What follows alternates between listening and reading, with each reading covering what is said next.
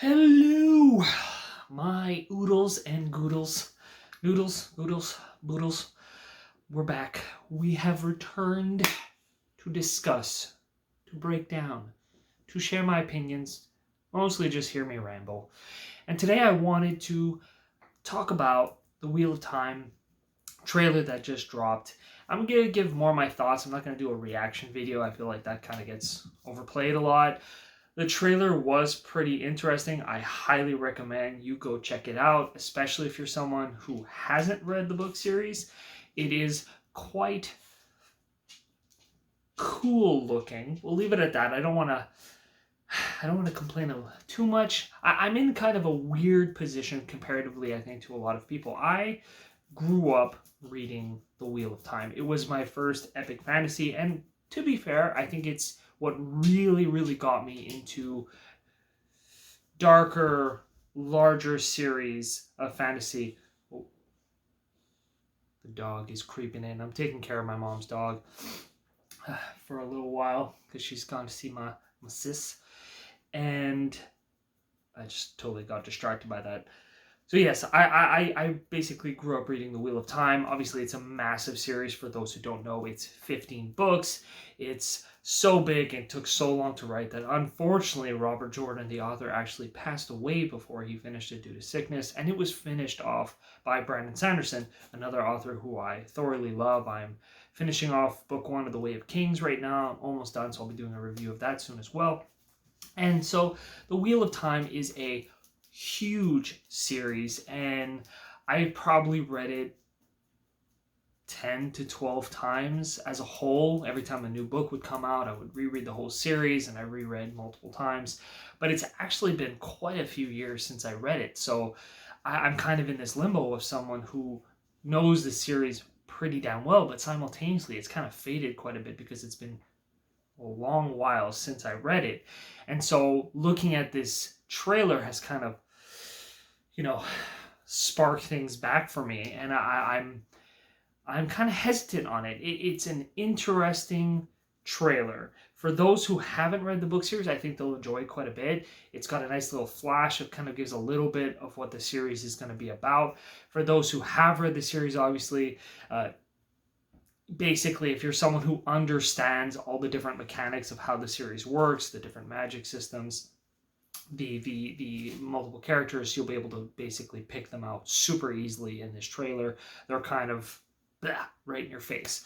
So we basically have in this series, starting off, it's a big series. Starting off, you have, let's say, seven main characters. Will be fair. Technically, there's more, but we have about 7 main characters just starting off. We have Egwene and Nynaeve, we have Ran, Matt, and Perrin, and then we have Moraine and Lan. So those 7 characters kind of make up the dynamic of at least the first book in terms of like the central focus. And Rand al'Thor is kind of our main character throughout the entire series, but not really. I mean, it's such a large series that you basically spend huge amounts of time with every single character, and there's so much massive development throughout the series that it really becomes redundant who is the main character. There's so many other characters that start flowing in, and they become involved with all the central 7 main characters, and it flits in and out. It's a disaster pants. It's chaos. It's one of the main reasons so many people don't get into the book series, because it's just huge. I mean, I think at minimum a book is generally 600, 700 pages on average, and so across 15 books, and there are larger books that hit 800, 900. I don't think any of them ever hit 1,000 pages, but at least a good 800, 900 pages is pretty normal for most of the book series.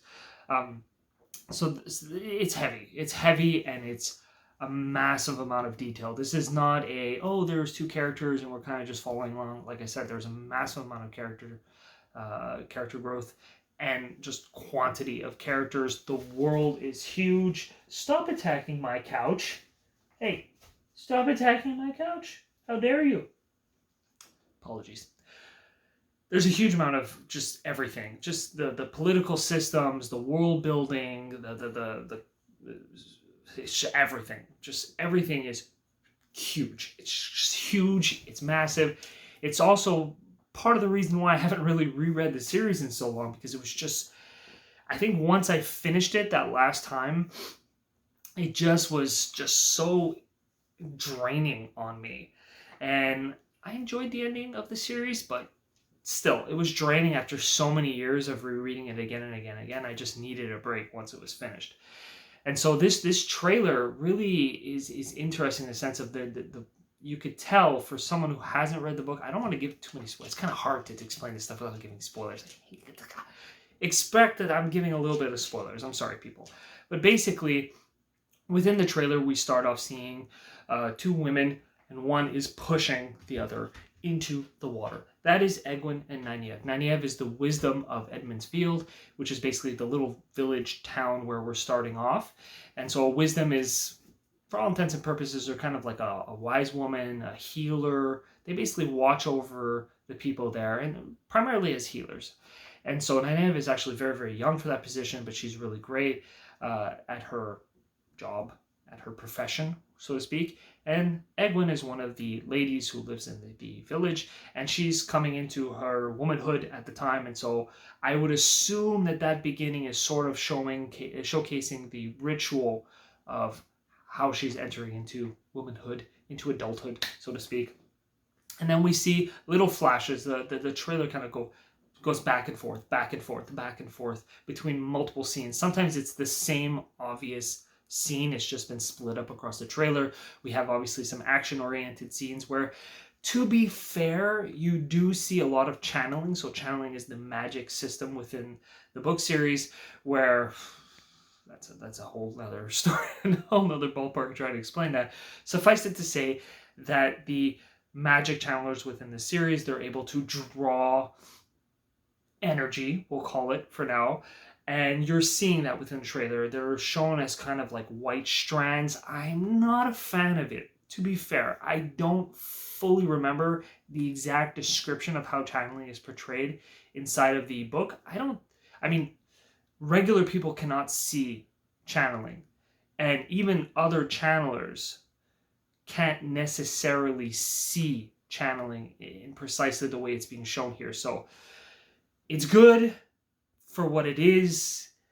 Obviously, they don't want to complicate things too much. There is multiple magics, or at least magic sources within the series, elements.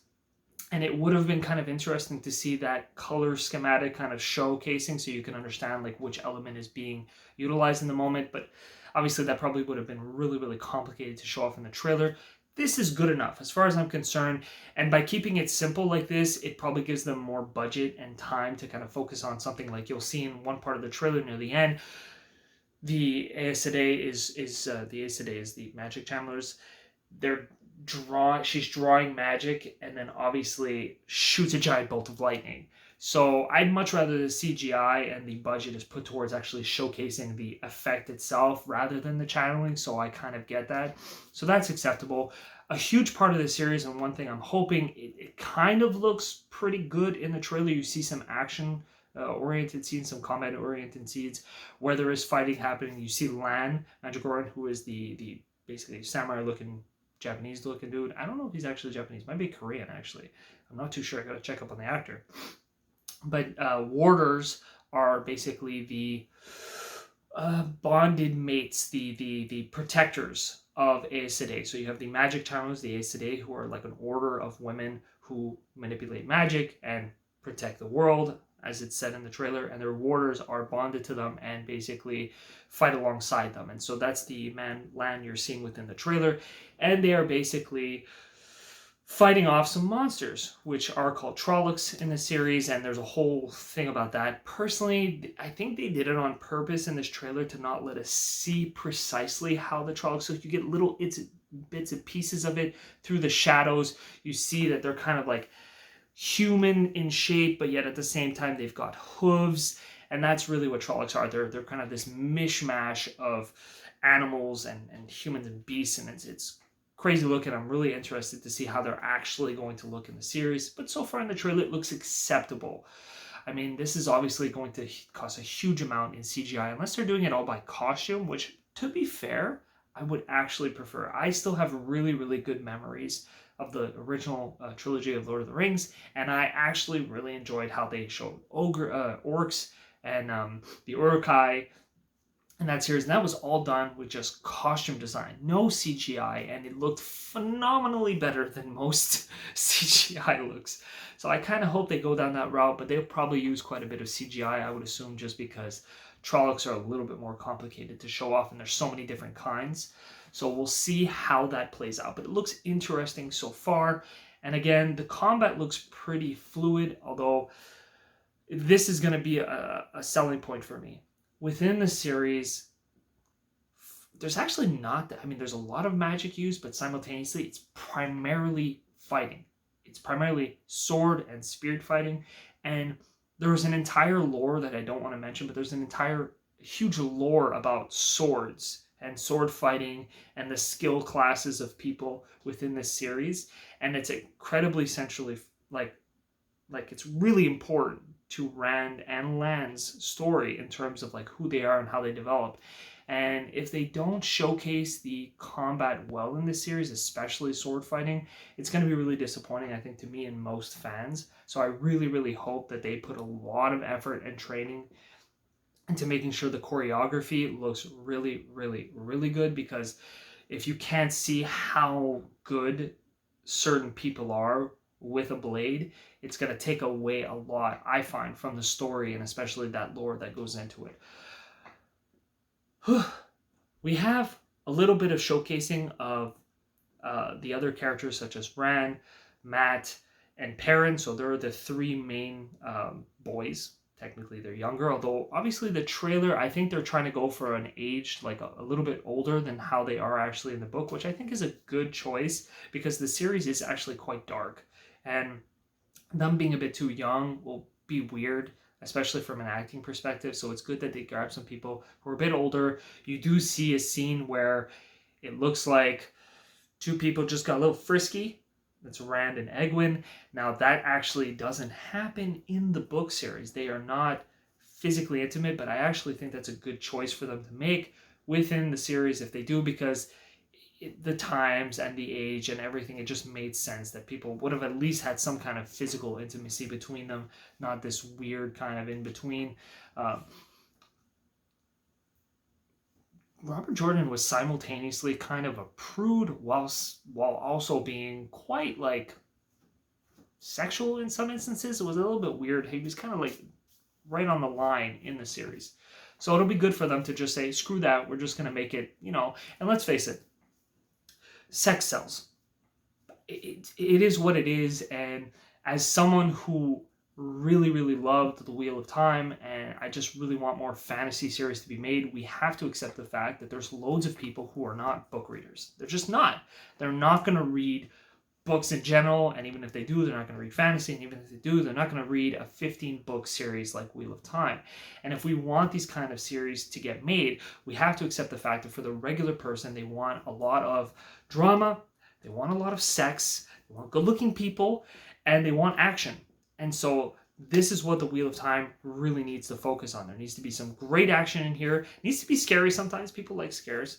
And this series is great for that. There's a shit ton of scary shit. You see in this trailer, basically this creature that looks... It's like Voldemort and I don't even know. Voldemort had sex with like a worm and some kind of, I don't know, it's scary as shit. They did it perfectly. That is one of the Midriel. It's basically, I can't get into that without ruining spoilers, but basically, it's a really creepy creature.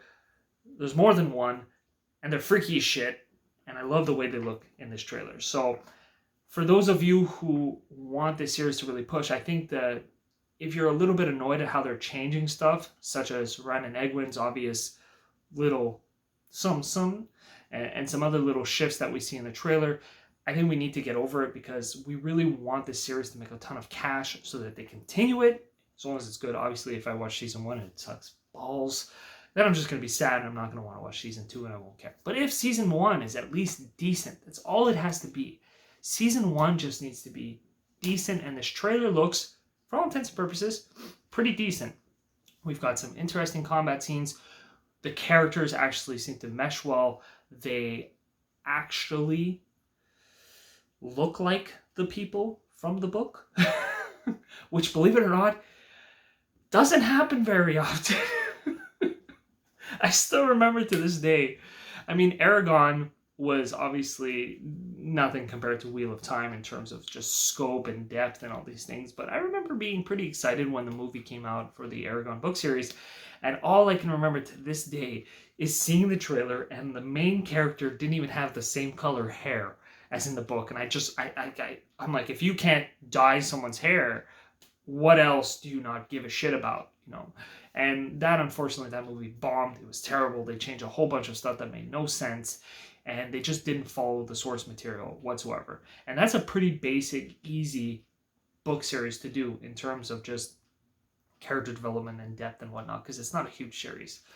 So if the fact that the characters actually look like they're supposed to, the scenes look like they're supposed to, Edmund Field looks like it's supposed to, that's just amazing already off the bat. The fact that we have some combat scenes that actually look fluid and well done, the channeling, which is the most complicated part of the series to actually nail, looks good enough that it's not going to be cringy. That's great. Even the cities, so we see quite a few of the cities. We see Shadar Logoth, which is this, again, I don't want to spoil it, but it's this really important part, especially of the first book, and it's important to Matt's arc of the story. It looks really, really great. It doesn't look amazing, but it still looks pretty great. The city of the Aes Sedai looks really, really beautiful. I mean, they kind of stuck to the source material just in terms of environment, the cities, the clothing, how the characters look. So I'm really, really, really, really, really, really, really hopeful for this. Again, I recommend you check out the trailer if you haven't yet. It's pretty damn interesting. And yeah, I mean, I'm holding out hope. I'm holding out hope. And for those of you out there who are like me, who maybe haven't read the book series in a long time, I think that this will be a nice little push to get back into the series. I mean, I'm going to, as soon as I'm finished reading Way of Kings. Look at this bad boy. Look at this fat. God, it's such a big book. 1,000 pages. I'm at 850. I've actually read this series, to be fair, 3 times already. Although I haven't read the fourth book yet, but I've read books 1, 2, and 3, I think 4 times. So this is my fifth time actually reading the series. Only now I'm rereading it so that it's fresh in my mind and I can review it. And for those of you who are Brandon Sanderson fans, I mean, you should check out Wheel of Time just because Brandon Sanderson finished it. And you know, he didn't, it wasn't perfect, but he did the best that he could with what he had. I mean, he was lucky enough that Robert Jordan left tons of notes before he passed, and so Brandon was able to take those notes and kind of really flesh it together. And I think he did a pretty good job, especially at the time. He was a relatively new author. He'd never written an epic before. He'd never written a books those size, and so I think it was phenomenal practice for him. And I think it's why Stormlight Archives, so the Way of Kings that I'm reading now, is so great, because he obviously learned so much from reading the Wheel of Time and then writing out those last three books. He did the last 3 books. Pretty sure it's the last 3 books. Yeah. And so yeah, if you're a Brandon Sanderson fan, check it out. If you're a fantasy fan, check it out. If you like magic and fighting, check it out. Yeah, just check it out. This is 20 minutes long, so I'm going to stop right now. But as you can tell, I'm hopeful. I'm hopeful. The trailer's cool. It's interesting. We get what we need to get, and hopefully season 1 is just good enough that season 2 gets pushed forward. And then, of course, we all know the longer a series goes, the more budget they'll have, the better off it'll be usually. And so if season 1 is decent, that means probably season 2 will be great, and then that's, I have no idea how. I doubt we'll have 15 seasons. They'll have to mesh books together, which is doable with this series. It's very doable. There's a lot of kind of runoff in some of the later books, and there's definitely some mushing that can happen. So we can have a good, like, solid 8, 9, 10 seasons possibly that could be phenomenal. And this series has the potential to throw Game of Thrones, like, yeah, cool. Thanks for listening. Like, comment, subscribe. Check out the website, geektails.ca. I love you all. Have a great day.